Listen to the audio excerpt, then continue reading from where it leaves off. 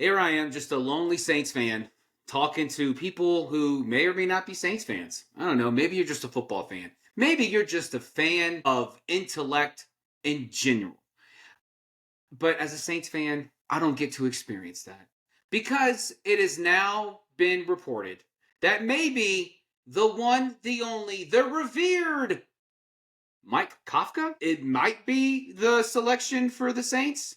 Now I know they're talking about Kellen Moore, but he's still playing the Super Bowl, and the Saints have slow played it in the past to be able to hire a coach that they really wanted, i.e., last year. But is this really where Mickey Loomis is going to go?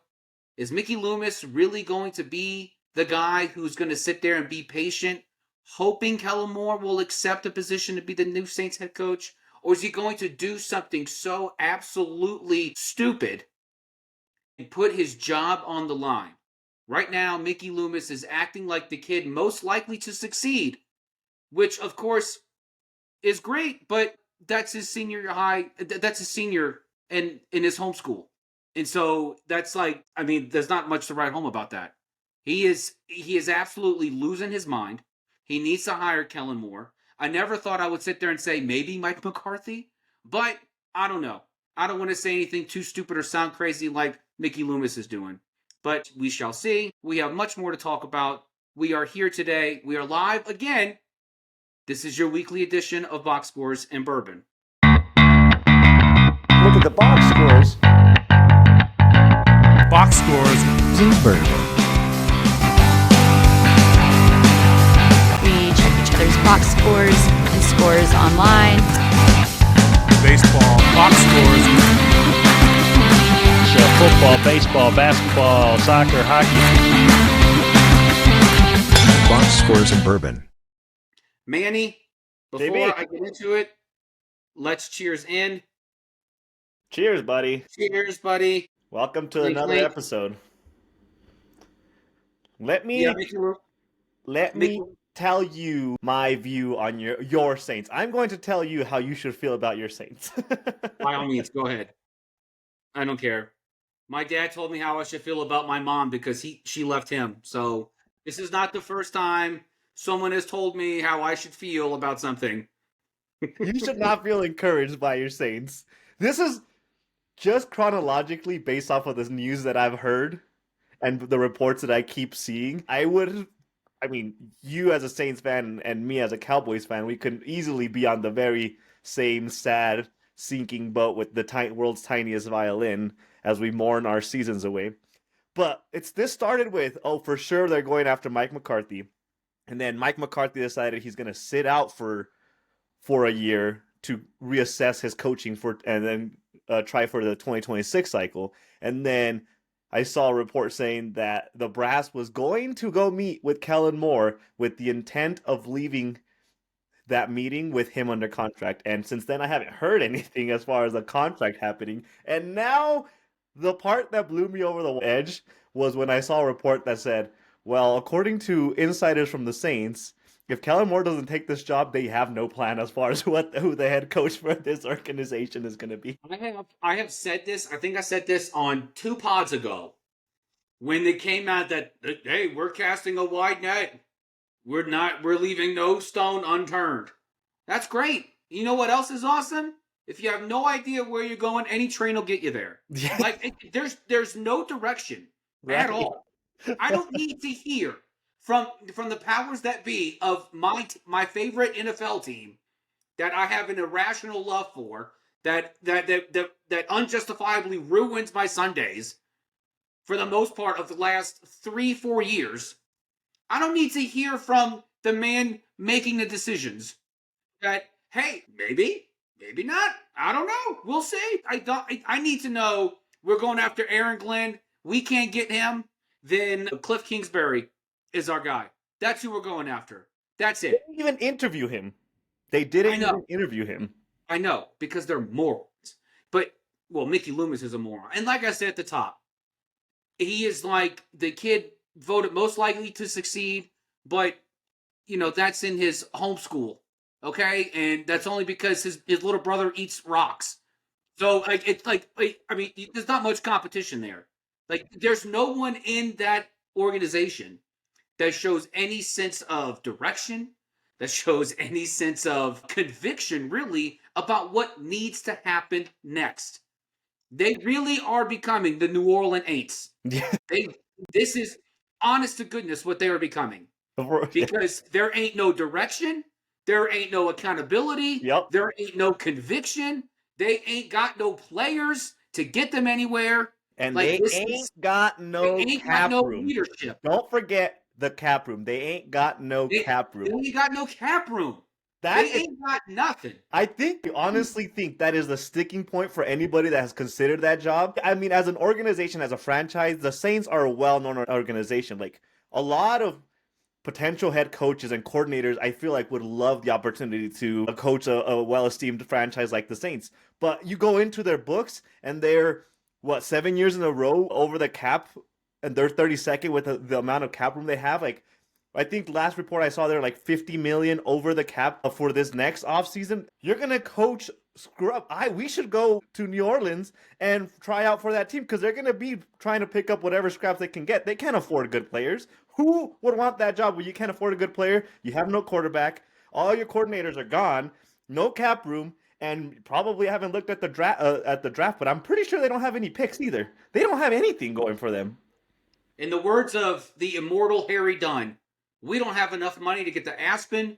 We don't have enough money to eat. We don't even have enough money to sleep. This is like it's just, we can't even attract the guy who treats his own city chant like it's a sex call. Like, I don't like Duval. Like, I don't like, we can't even get the guy who tries to do a Austin Powers impression. Like, I don't, like, this is, like, it is insane to me. Yeah. And honestly, I didn't even want to talk about the Saints at the top.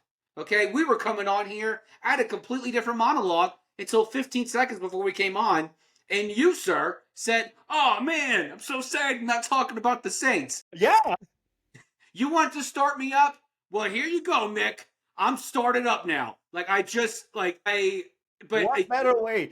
JB, every time I take over the monologue, it is because I have some very deep hate for whatever dumb decision Jerry Jones has decided to do with the Cowboys. I felt like it was appropriate for you to take that seat from me and just spew your hatred about the way your organization is running. It seems appropriate. And what better way to kick up an episode by getting you all riled up as we talk about the championship series for the AFC and the NFC that happened last week, because there's some riling up that happened between those games, and I feel like you are in the perfect mood right now to jump into those conversations. Why don't we kick it off? Do we want to divide it up into categories of smart tush push and a stupid tush push? Do we want to? Is that how we want to divide this up? Because it'd be real easy. We can talk about the Eagles and the Redskins and how the Eagles made Washington look like they had no reason being there. The Eagles treated Washington like a little kid in the street, and the Philly team came up and said, "Hey, are you lost? Does your mama know you're out here?" That is what Washington looked like. Mm-hmm. They look like a lost child. They look like Georgie about to get taken by Pennywise. That's what that was. Yeah, Philly was Pennywise, and they tricked him with a balloon, and he got sucked into the grate. That's it. My assessment of that game was the 7-year-old that asked his mom to go out play in the street, and then the street lights turned on, and he wasn't back home, and then he finally comes home, and the mom was like, "Where the hell you been?" and then gave the kid an ass beating, because that's what we saw, a complete ass beating in that NFC Championship. My favorite part is when I listened to it on the radio. Mm-hmm. Is when it was 34-15, and then Washington scores because Jaden does some tightrope dance into the end zone from 5 yards out. Yeah. And they're like, "Hey, 34-23. Oh, hey, that's close." No, and then the game ended. It just ended. It was like London has fallen, and then Gerard Butler was nowhere to be found, and he couldn't save the president, and everyone died. Like that's how this game ended. Like it was awful. It was so bad. And we said before the game that we both picked Philly, and I did not have an inkling that it was going to be that bad. No, I thought it was going to be close. I really thought it was going to be an offensive shootout, and the Philadelphia Eagles were just going to have more firepower on the offense, and Washington wasn't just going to be able to keep up. What I did not expect is for Washington to not be able to keep up on offense or defense or special teams and just get completely ran through. I think there was a total of what, five rushing touchdowns by the Eagles offense. That it was just they were the best way I can describe it, or my assessment of that game was that the Eagles were just figuring out what was the most humiliating way they could beat the division rival, and it was pounding it down their throats, and they did a really good job at it, and they were tush pushing from 4 yards out and making them jump off sides 4 times in a row just to show how much games they were going to be playing with that team, because they did not seem like they were in the same league.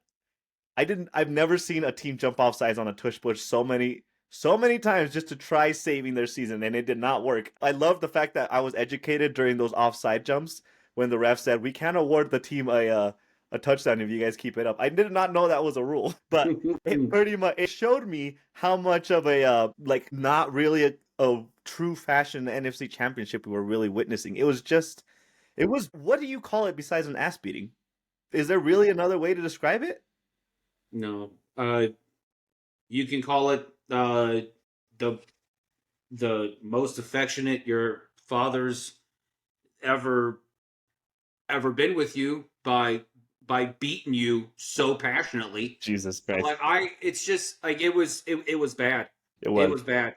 It was. But kudos to Washington. They made the champion. They did. Yeah, kudos. Kudos for getting your ass beat on national television. Well, yeah, I mean, they weren't supposed to be there.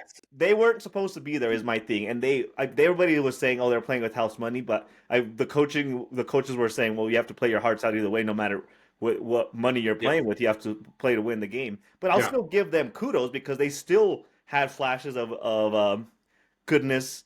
And they just showed that ultimately, whenever you have so many pieces, they just didn't have as many pieces to match up well with the Eagles. Yeah. But it's not a bash on Washington. I just think they're a year or two too early. And if we learned anything from Washington, because I didn't really think I learned anything from the Eagles. If we learned anything from Washington, is that their season wasn't necessarily a fluke. I think we learned that their system is something that is sustainable. The players that are there really want to be there. The coach seems to fit really well into the organization. So what I learned from that game, from Washington, is that they're going to be competing for that division title next year. And the Eagles and the Cowboys, no disrespect to the Giants, but the Eagles and the Cowboys better be careful because Washington is not going anywhere. This was not a fluke for them this year. Yeah, who's that young guy, De'Ami Brown, the receiver on the other end of Scary Terry? He's going to be something special. He was special this season, and he just got completely overlooked because of Terry McLaurin. He was actually one of the keys that a lot of the odds makers had, that if Philly was going to win that game, it was going to come down to how many targets De'Ami Brown had, and he's going to be something special going forward. And so he'll have another year under the belt. And I know the hopes and dreams of Brandon Ayuk being reunited with Jaden Daniels from their time when they were at, what was it, Arizona State. It's not, that's probably not going to happen now because Ayuk signed the extension in San Fran and then promptly just, blew up his leg. So, but Jaden this was arguably the greatest rookie season by a quarterback in the history of the game. Mm-hmm. It was absolutely just so entertaining to watch. He has control over that locker room. Those players respect him, and he has a lot of fun on the field. But he also doesn't make a ton of mistakes. Up until this last game, but it's just, but he still got a lot to learn. But from what he's shown from year one, hey. There we go. And then that question out there is like, should Chicago have taken Jaden Daniels? And I said it from the top. Yes. Yep. You should take Jaden Daniels. Yeah, I'm not sitting here, and again, I'm not sitting here saying Caleb Williams isn't going to amount to much, but Jaden Daniels was clearly more NFL ready than Caleb Williams was. Mm-hmm. Clearly ready. Jaden Daniels was so ready his head coach is a defensive coach. He relied solely on Cliff Kingsbury to help him develop this past season in his first year. That tells you something. And so but Jaden's going to be fine. Washington's going to be fine. Dan Quinn is, and we saw Dan Quinn do this when he was with Atlanta. He knows how to prepare a football team. He knows how to get a team ready to play. He knows how to get a team far into the playoffs. He did it in the Super Bowl. Kyle Shanahan's, it was his fault that he said, "Hey, Kyle, you see this beautiful Lamborghini I've given you? I want you to crash it into a pole going max speed." So hopefully, and then, we'll see what happens next year. It seems like Cliff Kingsbury's not going anywhere, which is a good thing for Jaden's development that he's going to stay. So Washington will be fine. They'll be competing with Philly for years to come for the top of that NFC East. That's just going to happen. Now let's go to the other side where disappointment reigned emotionally for me. Yeah. That was sad. It was. It was a really.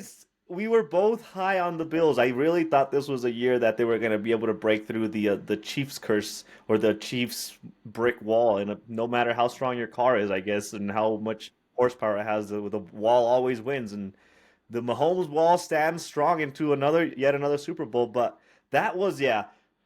At least it was. I can say at least it was a good game. But at the same time, because it was a good game and why it was a close game is why it's so disheartening that once again we had the same ending to that storyline. And here's my thing about that game specifically that discourages me more. The Bills lost that game having every opportunity to win that game. In the previous matchups that they've had, a few of the times Josh Allen has been on the sideline watching, having no say in what happened with that game, and Mahomes dictating that they were going to win that game. Josh Allen finally got that opportunity this time. I think he got the ball back with 3 minutes and 33 seconds or something like that to just at least get a field goal to tie the game, get a touchdown to win the game. They had the perfect opportunity to have the perfect storyline ending to that, and they just couldn't pull through. Is that based off of what you saw in that last Josh Allen drive? I guess my question would be to you: was that more a testament to the Bills choking or not really being on par with the Chiefs, or is it more a testament to the Chiefs' defense and really showing what they've been showing all year? I guess is that the defense can really carry them to a Super Bowl. No, it comes down to one question: where was James Cook? Where was James Cook? Where was he? It was like, like an episode of Stranger Things. Max was at the mall and all of a sudden her face is on a milk carton. Like, where is James Cook? Where is he on that last drive? That is inexcusable. I get Joe Brady is some wonderkin. I get it. Look, I appreciate Joe Brady. Okay? He helped construct one of the greatest offenses in LSU football history. One of the most dominant offenses I've ever seen. At what point are we, again, at what point are we going to allow offensive coordinators off the hook for not relying on, like, your key guys on the last drives of the game? When are we going to hold them accountable for saying, "Hey, Josh Allen, I know you're Superman. I know you're the snowplow. I know you're the only one giving 110% out here. So I want you to do everything. I'm giving you no help." That makes no sense to me at all. And that has nothing to say for the fact that that was clearly a first down. Oh yeah, on his own, it was clearly a first down. On his own version of the push. But my issue with people saying, "Oh, well, the game's rigged. It's rigged for the Chiefs." It's not rigged for the Chiefs. The Chiefs are smart. The Chiefs knew Josh Allen was going over the left guard every single time, and they never diverted from that. And on top of that, Josh Allen is 6'. Stop Supermaning your way on top. You're 6'6", 230. Pile drive your way through. Pile drive. Just get in there and just be a missile. Just push in there. Why are you going to do a tush push and you're just being catapulted? What is this, Monty Python? I don't like just it was, and I say that because it was comical to sit there and be like, what are you doing? You are so big. You cannot be, you can't, you're already big. Why are you trying to make yourself bigger? Try disappear as much as you can. And so it's because of that, and because James Cook was on a milk carton that last drive of the game for Buffalo. That is inexcusable. What's crazy about the James Cook thing that you're mentioning is that I want to say the drive before, or the drive, either it was the drive right before that, or the drive coming out of halftime, where they ran the ball like 12 times and Yes. scored a touchdown. And James Cook ended up Supermaning into the end zone to score that touchdown. But it wasn't the fact that, it was the fact that they ran the ball 11, 12 times on the Chiefs and still got a touchdown out of it without necessarily having to rely on Yes. Josh Allen. And then that didn't happen in the moment where you needed to control the clock and also get points. They felt like they needed to get points, but they were almost playing like they were down by 7 with 30 seconds left in the game. That was not the situation that was in front of them. They had more than enough time to run the ball, play the offense that had been working for them all year long, and they just went away from it. Was it just me, or did it give you flashbacks of the Seattle Super Bowl where they wanted to give Russell Wilson his time to shine to beat the Patriots, and then ended up backfiring on them? I almost got a feeling that they were trying to be like, "Hey, Josh Allen, we're gonna give you the ball because we want you to have the winning drive in your hands, and we want you to win the game so that you can have the headline."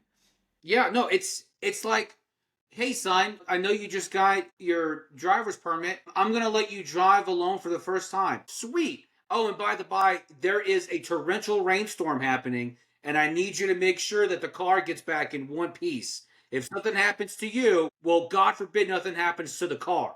This is what happened.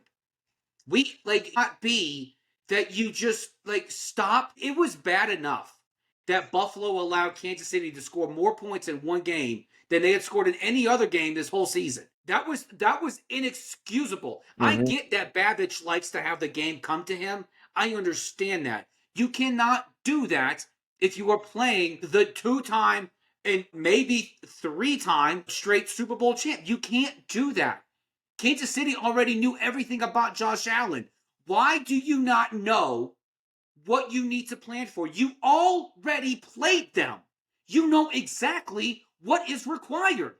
Nothing's changing. There's nothing flashy about this Chiefs offense this season. They are not the Globetrotters of old, but you made them look like they had all the old faves out on the court, just dribbling behind themselves and between the legs and off of fans' heads and shooting 4-pointers. You already know. You already know what is required to beat them because, oh wait, yeah, you beat them already. Yeah. What are you doing? Yeah. That is why I get so frustrated when they say the game is fixed for the Chiefs. It's not. Sean McDermott's a great guy and all, but he too is the one most likely to succeed, but in his homeschool senior year. And again, because his little brother eats glue. And for being a defensive minded guy, why is your defense doing this? What are you doing to prepare for this game that you allow the Chiefs to score arguably twice as many points as they should have scored? Yeah. I mean, if you want to score more than 20 points in this game. If you want to give credit to somebody, you have to give credit to the Chiefs, because they most likely went and watched the Rams game that the Bills had, where they lost the game to the Rams putting up 45 points on them. Yes. The script was right in front of the Chiefs. If the Bills didn't go look at that game and say, where did we go wrong to allow an offense to put up that many points on us, that falls on the Bills. But kudos to the Chiefs, because it was very obvious they knew exactly how to put up points against the Bills defense. And the Bills defense also showed that they had vulnerabilities. All season long, they showed that they had vulnerabilities, and the coaching staff didn't do enough to put them into positions where those vulnerabilities were hidden for a coaching staff like the Chiefs. We sat here last week and we said The Chiefs aren't going to make mistakes. You have to play a perfect game because you can't rely on them to have any mistakes. That was because of the coaching. Because you and I, JB, can sit here and watch that the coaching staff that the Chiefs have in place know how to dissect an offense, know how to dissect an opponent's defense, know how to prepare the perfect game plan for them. And the Bills didn't do the same thing that the Chiefs were doing, which is knowing exactly where to attack on the other team to be successful. That falls on the Chiefs of coaching. Yes. I hate that we always sit here and blame on the coaching, but we can't sit here and blame the players. The players only do what is put in front of them as far as strategy, what the game plan is developed by the coaches. So why am I sitting here and harping on the coaching? Because the coaches are the ones that are supposed to put the players in a position to succeed. And once again, they did not do that because, like you said, the Chiefs only scored 30 points once in the regular season. One time, and it was 30 points. They didn't score more than 30 points, and you allowed them to put 37 points on you in a AFC championship game? Yeah. Really? Yeah. What? When you allow Kansas City to eclipse 30, I know it was 32-29, it was so close. It shouldn't have been that close. It shouldn't have been that way in the first place. That's the problem. That's the issue. Like if I'm the Bills, I am firing Joe Brady immediately for allowing this to happen. If I'm the Bills, who is it? Brandon Beane? Is he the GM of the Bills? If I'm Brandon Beane, I'm not firing Sean McDermott, but I'm strongly considering it. Yeah. Because this guy is a defensive-minded guy, and this is how he helps prepare his defense. Mm-hmm. This is what happens. That's supposed to be his forte. That's supposed to be what he's good at. Yeah. Right. That's like being the tallest guy at midget camp, only because you can open the top cupboard for the cookies. Like that's what it's just like he's supposed to be good at this. But he proves time and again when it matters that he is not. And it has to change. Maybe he's got to stop giving that same old talk about how the terrorists are a good team. Maybe, I don't understand how you can hang your hat on something that you say I specialize in, and this is what you do. Mm-hmm. This is what you do. And then Joe Brady, it is inexcusable that you leave your Josh Allen's greatest asset, aside from his size and aside from he is arguably the most talented quarterback in the NFL today. His greatest asset is James Cook. Where is he? Where is James Cook? Mm-hmm. Where? It is inexcusable to me that you can leave him off the field for that last drive. It doesn't make any sense. And you leave him off of that last drive to try a play that was inevitably going to fail. You cannot push a 6'6" guy and catapult him into the sky. You can't do it. Yeah. I will say this though. I wish I had the account that did a dissection on the Chiefs, because there is some credit to be given to the Chiefs, and this individual on TikTok analyzed what the Chiefs had done on defense and really broke down how the Chiefs were so well prepared for Josh Allen that they confused him in that last drive even in that last play. He analyzed how the Chiefs defense the entire game were sitting heavy. Their linemen were pushing the line on the strong side, and Josh Allen the entire game was adjusting his offensive line to protect it. All game, it worked. He adjusted his line to get that blitz covered on the strong side. On the last play, on that fourth down where they needed a conversion to get within field goal range, they did the exact same formation where they went heavy on the strong side, and Josh Allen once again adjusted his line to cover that side, and they blitzed the corner and the slot corner and the defensive end on the opposite side, and they didn't do that all game long until that one play. And that one play really they got the best out of Josh Allen. And there was two. If you notice, there was two unblocked guys rushing Yeah. right at Josh Allen that made him instantly scramble. Yeah. That again, kudos to the account that did that kind of dissection. But that goes to show that the Chiefs knew exactly what they were doing and they prepared Yeah. their defense and played games. Well, they didn't play games, but they prepared Josh Allen for that exact moment because they knew what they had in their pocket, and it worked so well for them. Weren't you? Now here's the thing. Weren't you the one at the beginning of the season that said the Bills' head coach should be on the hottest seat, if not be one of the first coaches to lose their job this year? And it was because of the same issues that we were talking right now, right? You can't Yep. get over the hump, and you're no matter how many pieces you have, Yeah. you can't Mhm. seem to put things together, no matter how good of a season you have in the regular season. I wanted to bring that up because it was something that was obvious. It's within, spotlighted on the in the center of attention, and in the biggest of moment, it once again showed itself. So, do you move on from your head coach if you're the Bills? No, not right now. You don't. Because it's real easy to respond to the shock of it all. You're trying to fix the outlet and then it shocks you. So you punch the wall and all of a sudden, oh, look, now I got to get a real electrician out here to help fix whatever this is while I go to the urgent care to Mhm. fix my burned hand.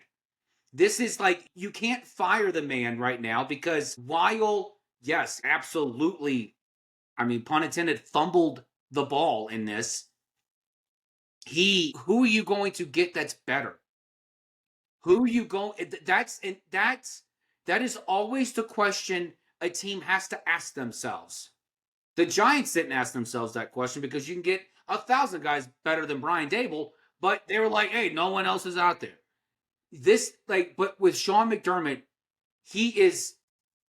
The players seem to respond really well to him, which I get it. Like, there's pros and cons to it. The Raider players responded well to AP as an interim and as the head coach.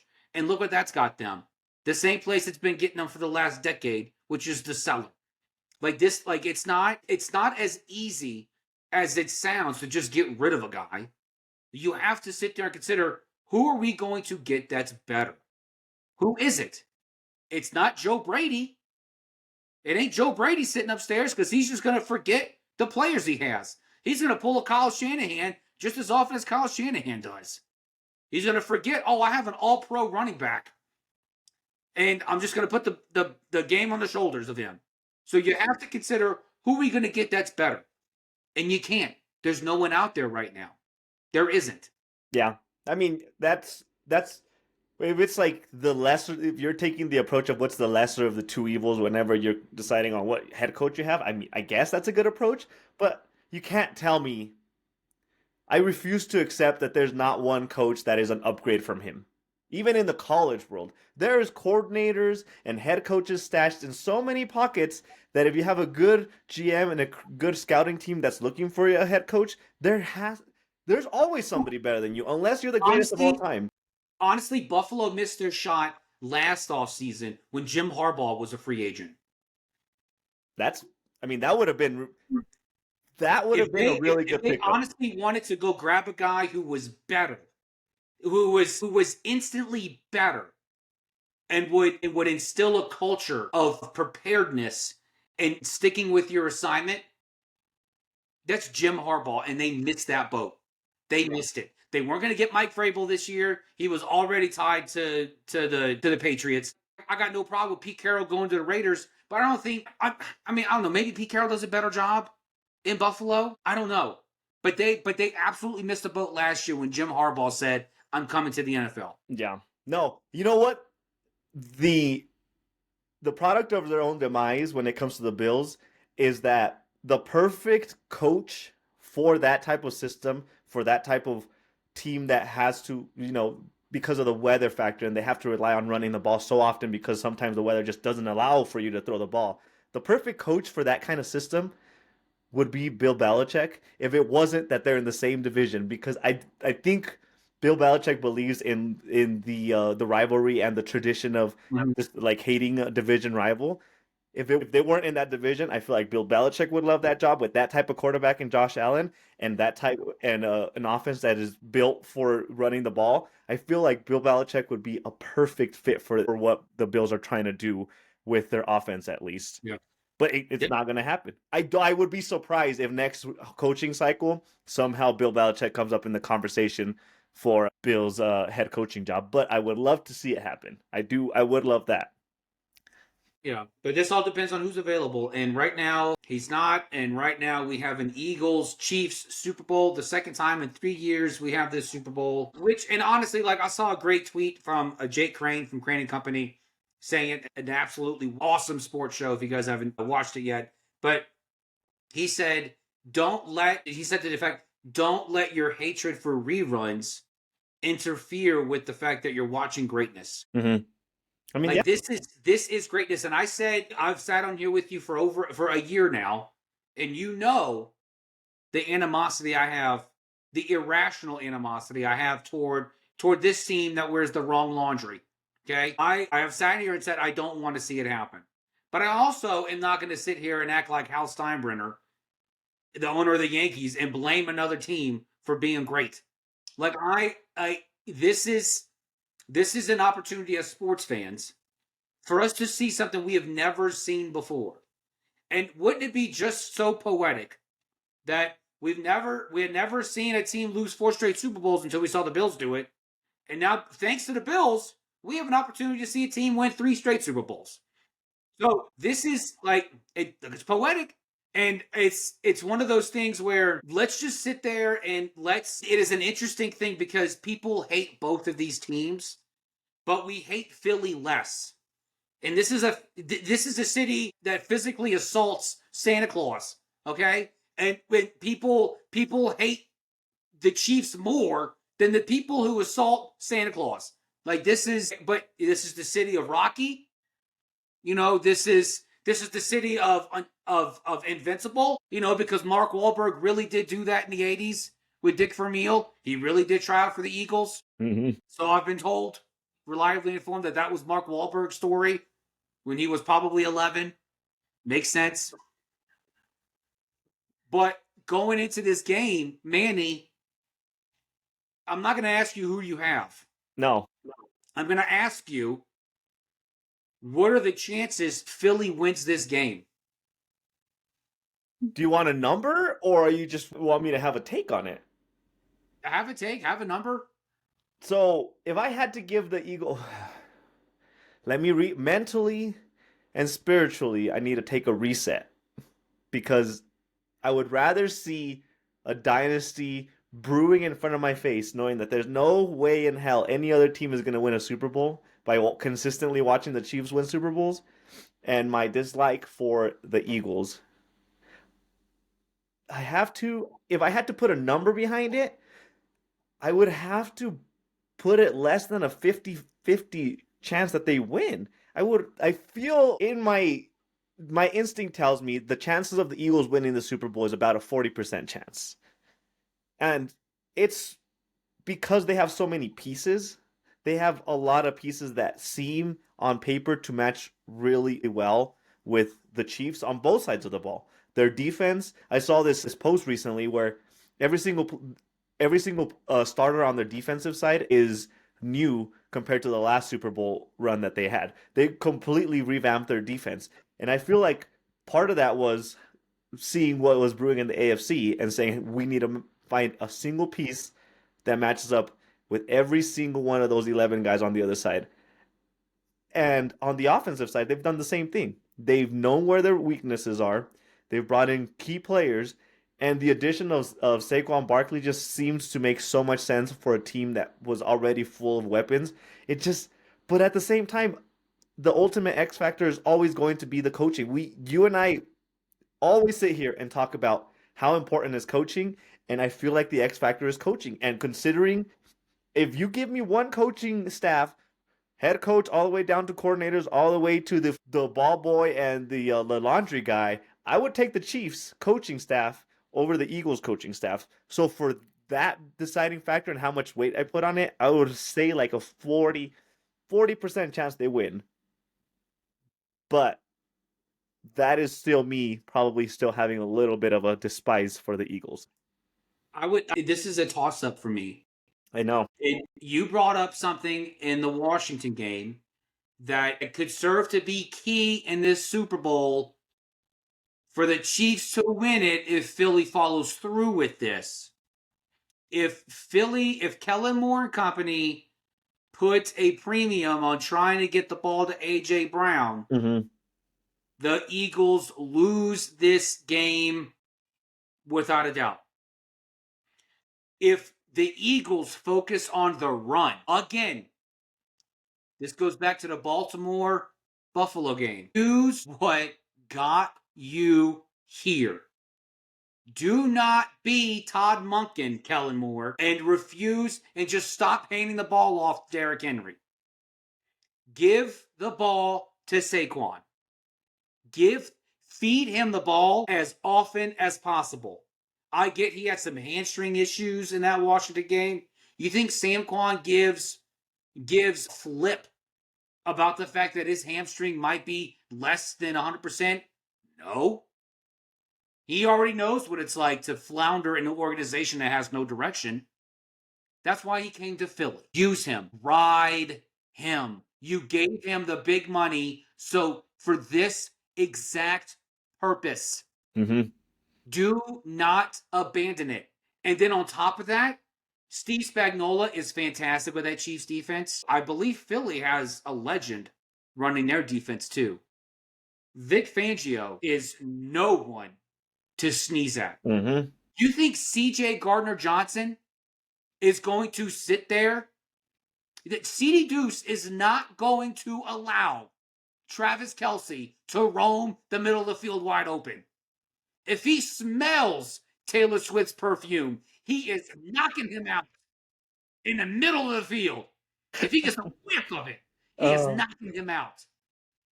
And Quinyon and Cooper, they are not going to allow DeAndre and Hollywood to run all over them. It's not going to happen. Zach Bond's going to be roaming the middle of that field. Jalen Carter's going to be attacking Patrick Mahomes. We already saw a recipe for success against Washington. Jaden Daniels is like a rebuilding man's dream of Patrick Mahomes. The same way miraculous throws, the same getting out of the pocket, the same escaping pressure. It's the same. Do not divert from the plan that you just were. The Eagles have the greatest situation because they just played this game. They essentially just played this game. Now, with lesser weapons on Washington, obviously, aside from, Scary Terry, but, and no disrespect to De'Ami Brown, but Kansas City has weapons. They have weapons. Yeah. Philly's already shown that they can stop them. Just give Saquon the ball. And Saquon the ball. Here's what we're going to do. Next week, the Super Bowl week, what we're going to do on next episode, for those of you watching and listening to us, shout out for all of you viewers and listeners. What we're going to do next week is JB and I. JB, you're going to take us a team. We're going to get a team at random, and we are going to fight tooth and nail to figure out and to argue why our team will win the Super Bowl, and we're going to dissect every component of it, and we'll see who wins that argument. That's going to be our Super Bowl preview next week, and there's not going to be we're not going to give any leniency to the other team. We're going to stick to our guns. Our team is going to be the team we fight for, and we're going to dissect every single aspect of it and see what we come out with at the end of the episode. But for now, there was some questions that I wanted to plant into your noggin over the week to think about. One of those questions has to do with the AFC. My question to you is, because we keep seeing this storyline, and this is a conversation that is happening everywhere in the sports world.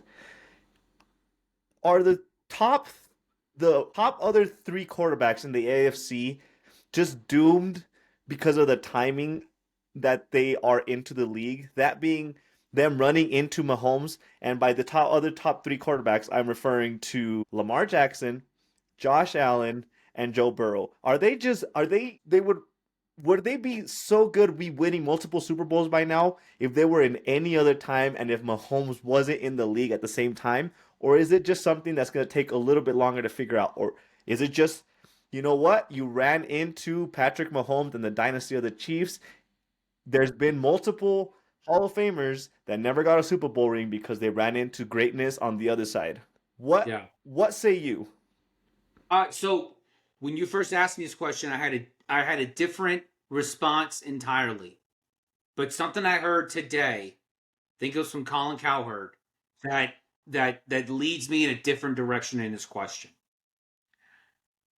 The answer to the question is yes, but not because of Mahomes.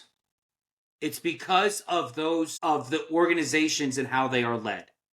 If you look at the last several Super Bowls, the last, repeat people, all right? You got the Rams, you got the Niners, you got the Eagles, you got the Chiefs, okay? These are the teams that consistently are on the offensive when it comes to revamping what they are going to do. When you have the Bengals on Joe Burrow, the Bengals are one of the worst run organizations in NFL football. It is a miracle at all that they have both one of the best quarterbacks, one of the top 5 quarterbacks in the league, and one of the top 5 wide receivers in the league. It is a miracle they have either one of those. It is a miracle they have both.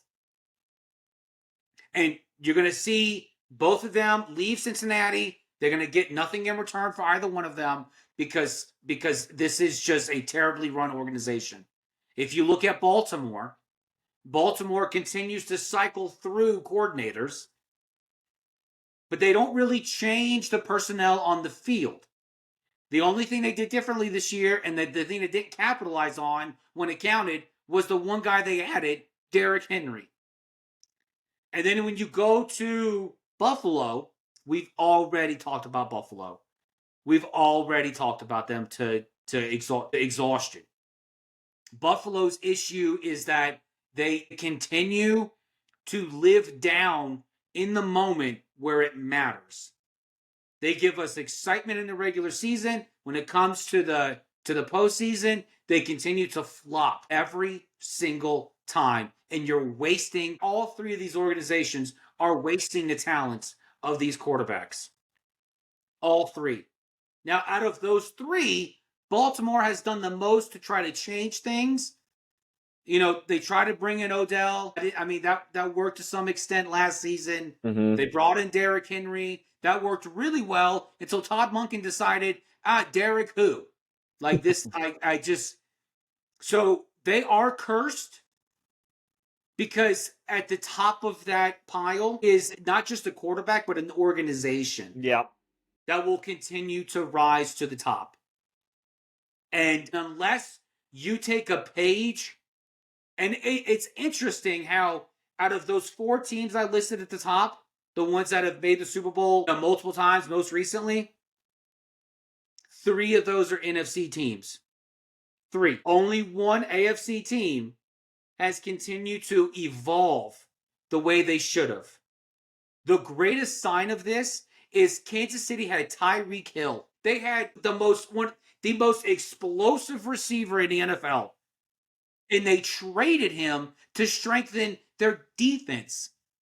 They sacrificed the Harlem Globetrotterness of the offense in order to strengthen a part of their team that needed strengthening. Mm-hmm. And if you look at Kansas City, there was no team that was more complete and more prepared on every special teams, defense, offense than Kansas City was. We sat here and said Kansas City is the luckiest, something in, undefeated team, something in one team in the NFL, but really come down to the fact that they were prepared on every angle. They were prepared and they are prepared. Yeah. And they're going up against a team who continues to revamp their defense, continues to revamp that offense, brought in the premier running back of this offseason to help get them there, and they have ridden him hard. And so this is, Oh, and by the way, they also have the greatest quarterback in the league right now. That probably helps a little bit. yeah, and it does.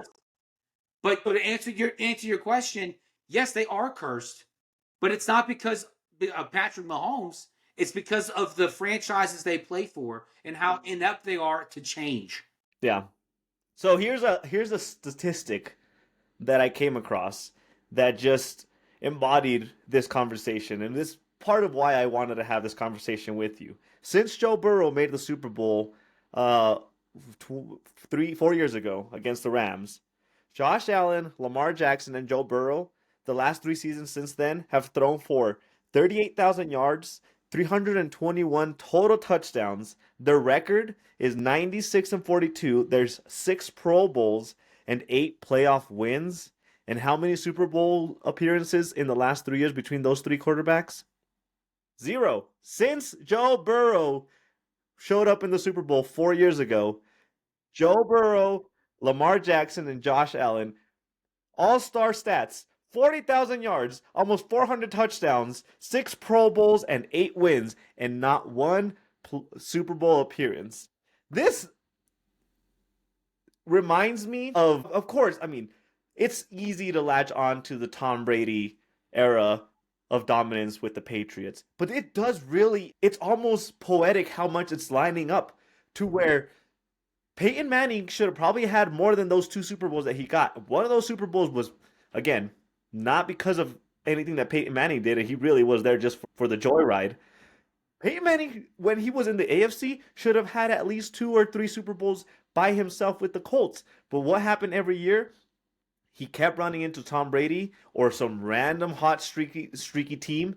That is the same thing that has happened with the other 3 quarterbacks right now, and I really do think there will be another AFC quarterback that wins a Super Bowl before one of those 3 quarterbacks wins a Super Bowl. Why? Because again, history will repeat itself.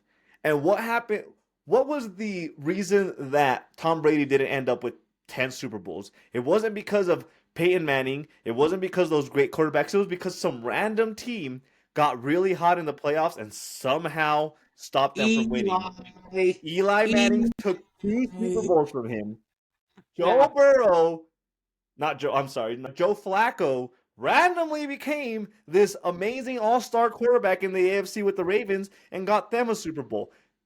That is what's going to, I feel like that's what's going to happen in the AFC. There's going to be some random quarterback, some random team that just clicks so well, and they're going to get a Super Bowl before these 3 quarterbacks, no matter how much skill set they have behind them. And Joe Burrow, Lamar Jackson, Josh Allen, I hate to say it, but it's just sometimes you just got the short stick when it comes to your time, the team. And again, you keep running into Patrick Mahomes. If there wasn't a better embodiment of like a rock, paper, scissors in front of us, this would be it. Lamar Jackson can't get past Josh Allen. Josh Allen can't get past Patrick Mahomes. Joe Burrow just randomly, just showed up in a Super Bowl because he got an overtime field goal because the Chiefs squandered that opportunity too. But somehow they keep beating each other up and they can't figure out how to beat any of the other ones. It's just it's a weird symmetrical, like perfect AFC catastrophe for these quarterbacks. But you do have to feel bad for I feel bad for the fact that any other time, even if you just plucked out Patrick Mahomes and the Chiefs head coach, if you just took those 2 out of the equation, Josh Allen and Lamar Jackson would be taking turns showing up into the Super Bowl because they're just that good. But they keep running into the Chiefs. The Chiefs have been showing up, 7 AFC championships in a row. Now they're 3 Super Bowls in a row. The consistency from the Chiefs organization is just astronomical. And it sucks that at the same time that is happening, we're also talking about great quarterbacks in the other 3 just not having the opportunity to really show what they have, because they do deserve it. Josh Allen deserves a Super Bowl. I really thought this was going to be the year that he really at least got to the taste of a Super Bowl, even if he didn't win it. He definitely deserves a Super Bowl. Lamar Jackson, 2-time MVP. Maybe, depending on how the voting goes, maybe 3-time MVP.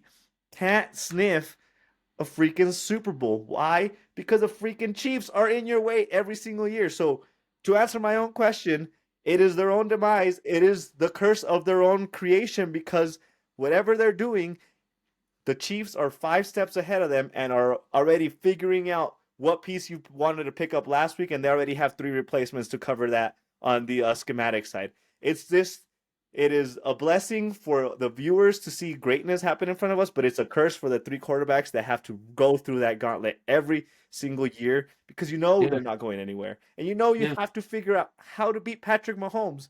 And right now, I don't know that you can beat Patrick Mahomes. There's not in a year where the offense was not the reason you made a Super Bowl with Patrick Mahomes as your quarterback. They're still in the Super Bowl, not being carried by your offense.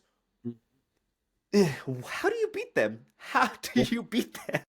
And look, and to answer your question about all those, just go back to the 2000s, okay? When you had Ben Roethlisberger, and you had Aaron Rodgers, and you had Peyton Manning, and you had Drew Brees, and they all went up against Tom Brady. And I'm not trying to exclude anybody on purpose, but the one thing that New England had that these other teams did not is New England was constantly changing. Mm-hmm. They changed all the time.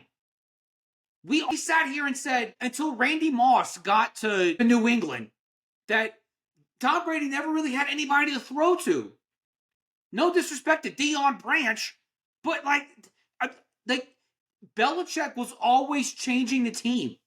He was always tinkering with it. He was a mad scientist, always tinkering with the defense and with the offense. How many day? I mean, back then it was 3 days of the draft. How many day 3 picks did New England start the first year that they picked them? It seemed like every single season. Peyton, no disrespect to Peyton Manning, he's one of the greatest to ever play the game, one of the greatest to ever quarterback. But the Colts never changed. They never changed. Defense, offense, it was always the same. These teams continue to rely on what got them to the playoffs the season prior, as opposed to sitting there saying, hey, maybe there is some, maybe we can pick and choose here. Maybe there's something here. Buffalo did great by getting rid of Stephon Diggs last season, and then Shakir ended up being like the highlight of that offense, which, by the by, on that last pass of Buffalo's chances, when the ball hit Dallas Kincaid in the flipping hands and in the flipping arms, Shakir was wide open. Oh, yeah? Shakir was wide open. He could have taken it for 25, 30 yards easily. Every single Chief was focused on Josh Allen. There was no one to Josh Allen's strong side. Yeah. No one. Yeah. No one was there. Yep. So it's just one of those things where until these teams begin to change, look at your roster in a very critical way. Think about it. Matt Milano is a great linebacker. Buffalo does nothing to address the fact that Milano is hurt. And they sit there and say, we can do with what we have. Detroit did not. They did. Who'd they go out and get? Who's the guy from Cleveland they went out and got? Oh, yeah, the middle. Oh, my God. Yeah, because Aiden Hutchinson was hurt. They went and traded, I can't remember his name. But, I mean, even Detroit tried something. They tried something. But you need to look at your team, and you need to look at it through a critical lens and say, where can we change? You cannot make this personal. Yeah. So I'm going to change things up a little bit. And I prepared you for this next question that I'm going to ask you. And the way we're going to treat this is I'm going to give you a small monologue opportunity.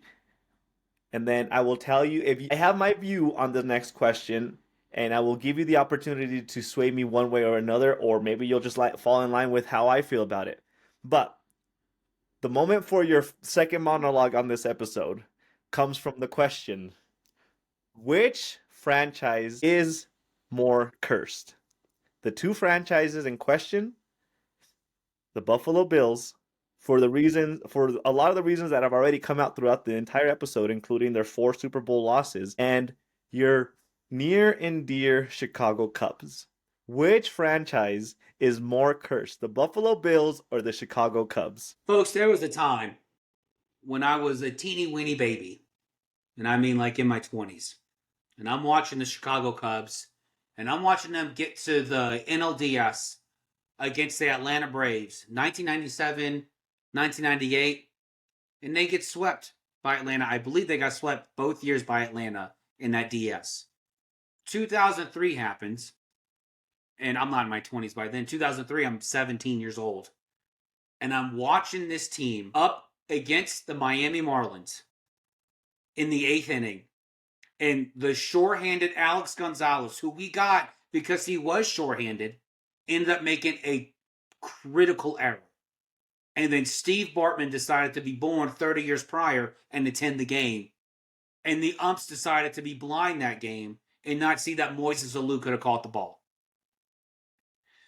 The Buffalo Bills of my childhood went to the Super Bowl 4 times in a row and lost 4 times in a row. That is a feat that will hopefully, I mean, if you're a fan of your team, hopefully will be matched by another team. If you're a fan of Buffalo, you'd like to not be the record holder of this magnanimous record of losing 4 straight Super Bowls. The team that I believe is most cursed is neither. If I had to sit there and choose which team is more cursed, I'll say the Cubs because they've been alive for a lot longer. This is the oldest living bear I've ever seen who's still a baby. I don't understand how you're a Cub and you've been alive for 150 years. Okay, unless you're Benjamin Button. I guess this is a Benjamin Button bear, okay? Because he's been alive for a long time. And so if I had to choose which team is more cursed, it's the Cubs. But I'm gonna paint the Cubs in the same light as I do the Buffalo Bills. There is such reluctance to change. You cannot sit there and say, hey, remember that I'm going to the baseball now. Remember that 3-week period we did really well? Let's keep that going. No, you need to change. You need to stretch the pocketbook. You need to be the waistband of my stepmother, expanding every year, okay? You need to just shove in whatever you can in order to get out what you can, okay? And for her, it was never more pants. It was just unbuttoning the pants. If the Cubs have to unbutton their pants in order to show that they're taking in as much as they can, okay, great, fine. Wear your meat pants for Thanksgiving. I don't care. Okay? I don't care. Get as fat as you want. All right? The Buffalo Bills refuse to actually make any real changes to their team. The Cubs refuse, except apart from this offseason, they have refused to make any real changes to their team. But I will say, I'll take it back. If I had to choose, I would say the Chicago Cubs are more cursed. I would say the Cubs are more cursed because they've been around much longer. There have been times when they have actually put into the team what they need to put in, and it just backfired. The Buffalo Bills are not cursed. They're not. They have bad organizational leadership, just like my Chicago Cubs. Bad organizational leadership who refuse to do what's necessary in order to address the team. Again, caveat, until this season, this offseason for the Chicago Cubs. Before that, I can't really pinpoint where the Cubs actually did anything to change. Anything. But both of these teams have bad organizational leadership. Both of these teams need to get out of the mindset of what they see on the field and look at it with a critical eye. I am not going to sit here and give the Bills a pass because they've lost 2 divisional games and 2 AFC championships to the Chiefs. I'm not going to give them a pass because they've had the opportunity to change. You know what you are up against. Do something about it. Why everyone is still in place, I don't understand. Firing an offensive coordinator is not going to change a damn thing. It's not. The GM taking accountability for not making enough change, that's accountability. Getting rid of him. But until these organizations actually change the way they operate, they will continue to blame their they will continue to blame their unsuccess on the fact that they are cursed. And it is just absolutely untrue. JB, I love your points. For every point that you made, I feel like the case would be stronger for you to be leaning towards the Bills being the more cursed organization. If this was 1994, then yes, I would say that. But since 2020, how much change has actually happened in Buffalo? How much, other than changing your offensive coordinator? They still continue, and I will say this with the greatest respect to the most talented quarterback in the NFL today. They still rely on Josh Allen to do everything. Everything.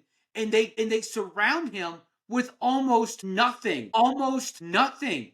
I mean, the reason Tom Brady was able to succeed is because he was constantly having to figure out, who am I going to throw to? Am I going to throw it to the eventual murderer? Or am I going to throw it to the dim-witted guy who's going to run USAA commercials? Am I going to throw it to Julian Edelman? Am I going to throw it to the former quarterback for Texas Tech? Am I going to throw it to Deion Branch? Am I going to throw it to Randy Moss? He had to change constantly. Tom Brady was always on his toes. That's not a bad thing. No, it's not. Giving your quarterback an opportunity to have to revamp how he's going to attack the game is an absolute net positive. It's a net positive. We gave Green Bay so much crap in the 90s because the Packers would never give Aaron Rodgers any weapons. And you know what they drafted? Not weapons. They never drafted weapons, ever. It was the same bozos on the outside.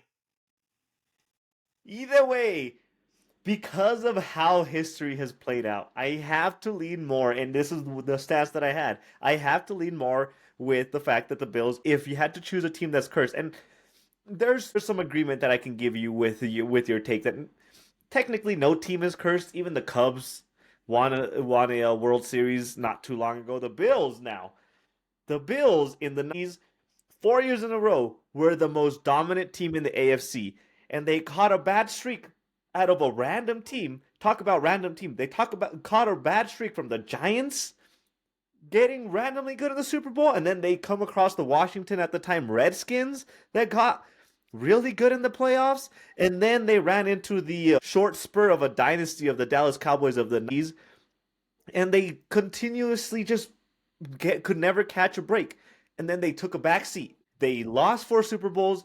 They went through an entire rebuild. They took a back seat. The New England Patriots dynasty started brewing. They were second, third, fourth in the division, and they let the Patriots dynasty ride out. Go win your Super Bowls. We're going to be building slowly, surely. We're not going to get a new stadium, but you know what? We're going to get some pieces in place. And then the Patriots, of what we know of, blow up. Tom Brady leaves. Bill Belichick mutually separates from that organization. And the Bills were in the prime opportunity to take over that division, and they did. They took over that division, and they have dominated since Tom Brady left that division. But oh wait, I'm sorry. But Patrick Mahomes has been brewing in college while you guys were taking a back seat and letting Tom Brady play out the rest of his years. Patrick Mahomes shows up, and you have the most explosive quarterback in the league since you drafted him, the strongest arm, the high-powered head coach that you hired during that time. You win the division. You take a chokehold on that division. You have a couple years where your defense was really good. You figure out how to use Josh Allen. You figure out that you need to get rid of pieces and not put so much weight on Josh Allen's shoulders. And what happens in the last 4 years? You keep running into Patrick Mahomes. You went from random spur teams that got hot in the NFC and stopped you from winning a Super Bowl. You made 4 Super Bowls. You literally are at the finish line and you run into some random teams and then the Dallas Cowboys that are the most explosive offense during their time, and you can't steal a win out of that. And then you still take a back seat and then you finally put everything together again, and now you're running into a dynasty once again. And in that meantime, the Cubs happen to win a World Series. So I have to lean more on I have to lean more on the Bills being more cursed, because no matter what happens, no matter what they let play out everywhere else, they just can't catch a break. They just can't seem to freaking catch a break. It's unfathomable, the bad luck that they keep running into. And the bad luck they run into is the way the organization is run. The Bills taking a break and being a laughing stock of the AFC for years Mhm. until they drafted Josh Allen, and he ends up leading his team back to respectability. That's like a man getting divorced from his first wife, taking years to figure out his life, and then getting remarried and being worse at it. Like, this is like, at least the old Bills made the Super Bowl. At least there were some highs in that first marriage. There's no highs in his marriage. There's none. That's why they're more cursed, because even Not more cursed, because it's their fault. It's their fault that they refuse to change. They're not cursed. They refuse to change. That's it. If they, I'll tell you this: if they went back and they were in the Super Bowl 4 more times in a row, or at least 2 times in a row, and played a team that they should have beat and they lost, I'll take it back. They went to the Super Bowl and they had to face like an incredible quarterback. Yes, they would be cursed. They would be cursed. But they're not even making the Super Bowl, not because they're cursed. It's because of their own bad decisions. That's it. That's it. They refuse to change. you could say the bad decisions. That's the thing. That's the point that I'm trying to get at. You could call it bad decisions. You could call it bad timing, which lines up with the question that I was asking you beforehand. For one reason or another, there's just something that gets in the way of the Buffalo Bills winning a Super Bowl. No matter what the explanation is, there just always seems to be something that gets in the way. Good quarterbacks, better organizations, hot teams, good streaky teams. Troy Aikman was not a laughing stock when the Cowboys beat them. Like, there's always a reason why they just can't get over the hump. If you're telling me that no matter how good your team is, there's always going to be something that gets in your way with it, whether it's internally or some random fluke of a year from a team. If that is not being cursed, I don't know what is, because from what I'm seeing, no matter what the Bills do, no matter what type of team they build, it's just not gonna happen. It's gonna be how long did the Cubs go before they won a World Series? 120 years? 8 years. That's gonna be another 100 years before the Bills win a Super Bowl, because they keep running into some things that are out of their control. Yeah, and look, I can hear what you're saying, but I disagree. Like, until they get to a point where they can critically look at the roster and say, we need to upgrade here. We need to make this change. We need to make this change.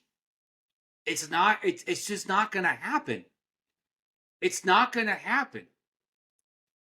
If you're gonna be the champ, you have to beat the champ. Josh Allen said before he almost cried on live TV, losing all his dignity. Okay? If you're going to be the champ, you got to beat the champ. Well, you know what the champs do? They change. They look at their roster with a critical eye and say, you know what? This probably needs to change. I love Tyreek Hill, but I would love my defense to be much better. They do need that. But I mean, whether it's the change or not, ultimately they still just can't get over the hump. And that, by my standards, if you, no matter what you do, and you can't say they're maybe in a smaller sample they are unwilling to change, but they did do some stuff, even getting rid of Diggs as a number one receiver at that time. everybody but you, and I'll give you credit, everybody but you thought that was such a drastic, unexpected move that was only going to set them back more.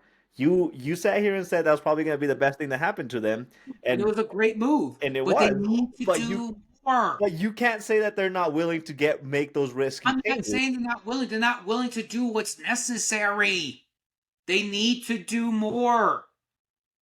Fire Well- Mike Babbage. Fire Joe Brady. Like, something needs to happen. You can't fire Sean McDermott because you're not going to get anybody better than Sean McDermott. That's true. That's the problem they're in. And if last year, if Brandon Beane looked at his roster and his entire team and said, my team would be a lot better with Jim Harbaugh, that's the change I'm talking about. You have to make that change. No one's going to beat Andy Reid. But you know who could beat Andy Reid? Jim Harbaugh. Jim Harbaugh could beat Andy Reid. It can happen. But you're speaking here like Jim Harbaugh would have wanted that job. I mean, yeah. I'm not saying that he would have wanted it, but you have to take that risk. But you keep bringing him up. That is such a major jump. You fire a coach that is, getting you there to possibly get Jim Harbaugh, and what if he doesn't take the job? You know who else was available at that time? Mike Vrabel. If you decide on Jim Harbaugh, you get Mike Vrabel. Like, they missed their train last year. They missed it. If they were actually going to want to better this team for the long haul, you had your shot last season. Now, I'm not saying you can't improve the defense. I'm not saying you can't try to improve the offense. But it's going to take taking players out of the organization and bringing players in. That's what it's going to take. And here's my last thought on this. You're looking up Jim Harbaugh, and everything we've seen is shown that Jim Harbaugh knows how to win. And everywhere he goes, he wins, and he makes programs better. He won at San Diego State. He's going to win anywhere. Now, the other one, Mike Vrabel, I feel like you're giving him a little too much credit, considering he was doing the same thing for the Titans that the Bills have going on for them right now, making the AFC Championship. The Titans made the AFC Championship. He couldn't figure that out. They made the AFC Championship with Ryan Tannehill. I know that. Ryan Tannehill. And Derrick Henry. You don't think Mike Vrabel's going to win with Josh Allen? Derrick Henry was the key part to that. I'm just saying. They had James Cook. But James Cook's not a far drop from Derrick Henry. Bring me a coach that makes you to the Super Bowl and is available. Jim Harbaugh has made a Super Bowl, lost that Super Bowl. Fine. Bring me that coach. Vrabel didn't make a Super Bowl. To places that Buffalo isn't. If they hired Mike Vrabel, Buffalo fans would cease jumping on tables trying to get a spinal injury so that Medicaid would cover it. Like, this is like all of the Bills fans would rejoice if they could have gotten one of these guys. They lost out on both of them because, again, you know what? You can call them cursed all you want. That's fine. You know what? And I'm inclined to believe you to some extent. But to most of it, it is because they refuse to do what's necessary. I mean, again, all I'm going to say is bring me a head coach that has proven that he can take a team to the next level. And Mike Vrabel, for as good as he is and as good as he was, showed that possibly his ceiling may or may not have been the AFC Championship. And you have that now with your current staff if you're the Bills. You can make the AFC Championship every year. Bring me somebody that has proven that they can get you to the Super Bowl. And unless I'm missing something, Mike Vrabel hasn't gone to the Super Bowl as a head coach. That's all I'm saying. I'm not doing this, Ron. I'm not doing this merry-go-round with you. I was going to say, we could go. Let's do the picks of 6. Let's get to your picks of 6, JB. Take it away. Give me your 3. JB's picks of 6, number 3. Bobby Manchild has been the MLB commissioner for now 10 years. Yeah. You know, it's one thing to sit there and say, he's not Bud Selig, but there's another way to look at it. he's not Bud Selig. So, look, we can sit there and say that Bobby Manchild has done this 10 years. That's fantastic. And the things that he's trying to do now, he's trying to make up for how much he sucked the job for the previous 10 years before he's no longer the MLB commissioner. Let's stop looking at this through the halo effect, I believe is what the phenomenon is called. When you look at it and say, it's not even halo effect, it's the graduation effect. That's what it is. You hated this guy for so long, now he's leaving, and now like, 10 years, let's revisit your 10 years, let's revisit your decade, Bobby Manchild, and see how great you've been, when all we've done is criticize every single thing he's done up until now. That's JB's Fix of 6, number 3. JB's Fix of 6, number 2. JJ Redick, shut the hell up, okay? You don't have to make excuses for the fact that Bronny does not deserve to be on any NBA court anywhere. He's so bad, he would make the Pistons worse, okay? That's how bad he is, all right? Stop trying to make excuses for putting him in a bad spot. You know what a bad spot for Bronny James is? The NBA. That's a bad spot for him. You shouldn't have called all the teams and said, hey, don't draft him. I promise. Please don't draft him. I'll give you this, I'll give you that. Please don't draft him. LeBron's gonna be pissed if we don't get him, okay?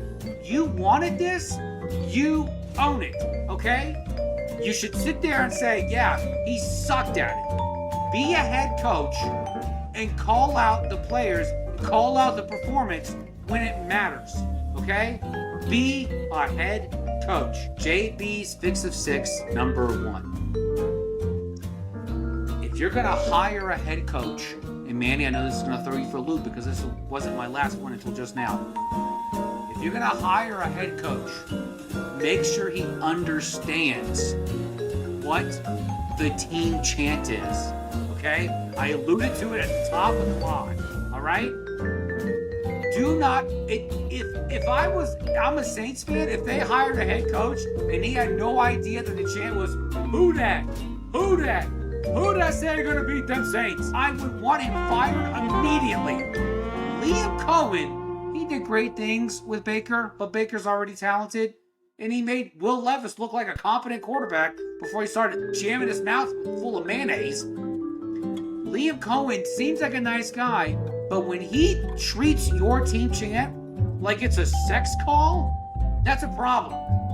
Duval. Yeah, baby. Like, this is an issue, okay? That should be the first question you ask. How do you do our team chant?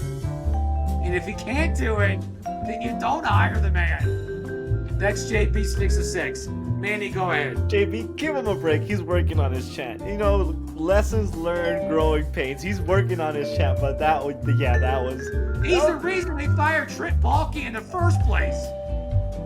You would think he knows this. That was pretty bad. On Manny's Fix of 6, number 3, and JB is going to have a reaction to my Fix of 6. He has no idea what I have in store for him. The Sacramento Kings are expected to be in talks to be on the trade to get rid of Darren Fox. And here's my thing. I'm bringing in the NBA because we slowly have to transition into the NBA as the NFL season wraps up. But Darren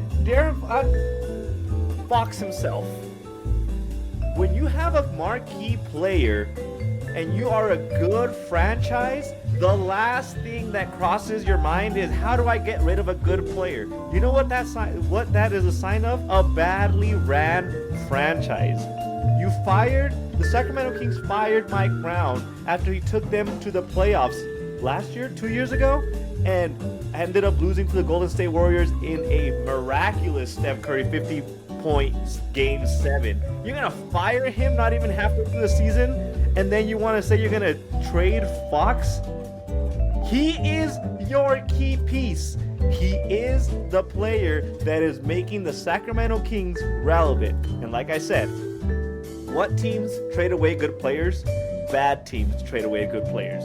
No good team looks at their best player and says, you know what, I can get a lot for you. No, every good team says, how can I build around my good player? How can I make sure this player sticks with us? Because he's going to make us be relevant, and he's going to take us to a championship. So Sacramento Kings, way to fall in line.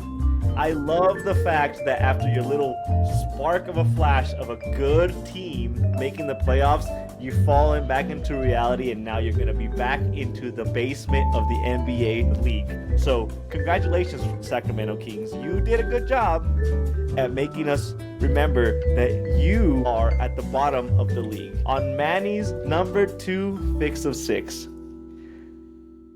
Are you kidding me? Drake May is one of the quarterbacks representing the AFC in the Pro Bowl. I sat here a couple weeks ago and got so mad that Travis Kelce was the top voted tight end when he had by far the worst regular season of his career. He wasn't even top 5 statistically. There was a rookie out of Las Vegas that had a way better tight end rookie season, way better rookie season as far as a receiver across the board. And then you're going to follow up the Kelce thing that had me all riled up by bringing Drake May as the quarterback for the AFC Pro Bowl games. J.J. Watt was on the Pat McAfee show and said, you know what? You should be calling the Pro Bowl games the participation games, and you should really consider at some point something good comes to an end. When you're taking a quarterback that is whose team is also in line to pick top 5, if it wasn't for one win that they snuck away with, they would have been picking first overall. You're taking that quarterback to be in the Pro Bowl? What does that say about the Pro Bowl? What does that say about the Pro Bowl voting? What does that say about the entire Pro Bowl, whatever you want to call it, games, skill challenge? Just give me a break with the Pro Bowl itself. This just gives me the vibes of the Pro Bowl games brewing, and it's going to be the perfect storm of the NFL season getting extended, and then the Pro Bowl is getting moved to the middle of the season to where we don't have to worry about this BS, where we have players and QBs representing the best of the best in the Pro Bowl game as a rookie for a 3-15 led freaking organization. So that is Manny's number 2 fix of 6. And on Manny's number 1 fix of 6. Bill Belichick has a podcast. Bill Belichick had Tom Brady on his podcast recently. And Bill Belichick recently said that maybe they should consider renaming the Vince Lombardi trophy, you know, the trophy that the Super Bowl winner gets. Maybe they should consider renaming it the Tom Brady trophy. There's so many things wrong with this take, and I feel like there is such a little background, little malicious thing that Bill Belichick is up to.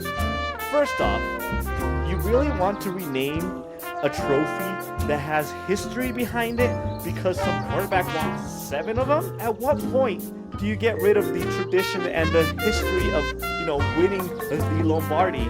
Because you know what? There was a quarterback at one time for the last 25 years that, he did pretty good. He won 6 of them with us and 7 of them total. But secondly, Bill Belichick, I feel like, is up to no good. Why? Because I feel like he's bringing up the Tom Brady thing, and keep up with my train of thought right now. He's renaming the Tom Brady trophy because the Lombardi trophy is named after a coach. And Bill Belichick, in his pursuit to eventually get the winningest head coach in the NFL record, wants the conversation to be about him in the future once he comes back to the NFL. And how do you start that conversation? By planting the seed of, let's rename the trophy, what ultimately will be the goal to be having a Super Bowl to win the Bill Belichick trophy in the next coming years. But lastly, and this is where my sticking point is, the strongest sticking point, he was talking about renaming the Vince Lombardi trophy as a Tom Brady trophy, while we got this guy playing in a Super Bowl for the third time in a row. Mahomes, that we're already saying is going to be better than Tom Brady. What are we going to do in 5-7 years when he has 5 Super Bowls himself? Rename the trophy again. We're going to go from the Vince Lombardi trophy to the Tom Brady trophy, and then we're going to ultimately be like, well, you know what? Actually, Mahomes was better than Tom Brady. We should call it the Mahomes trophy. This is the slippery slope that you get in whenever you start talking about renaming trophies. And how are you going to say Tom Brady should get the trophy named after him when we are already talking about the guy that's going to be better than him as the greatest of all time? You just got to stop. You just got to slow down. And you know what? Sometimes good things are best left alone. And that is Manny's fix of 6. What was your second fix of 6? That was the Drake May making the Pro Bowl.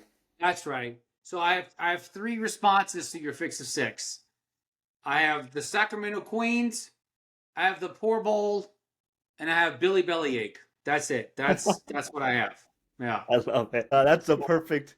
You took everything that I said in 2 minutes and summarized it in 6 words. Anyways, JB, we are done. We are out of here. And per usual, tell me what you've been drinking.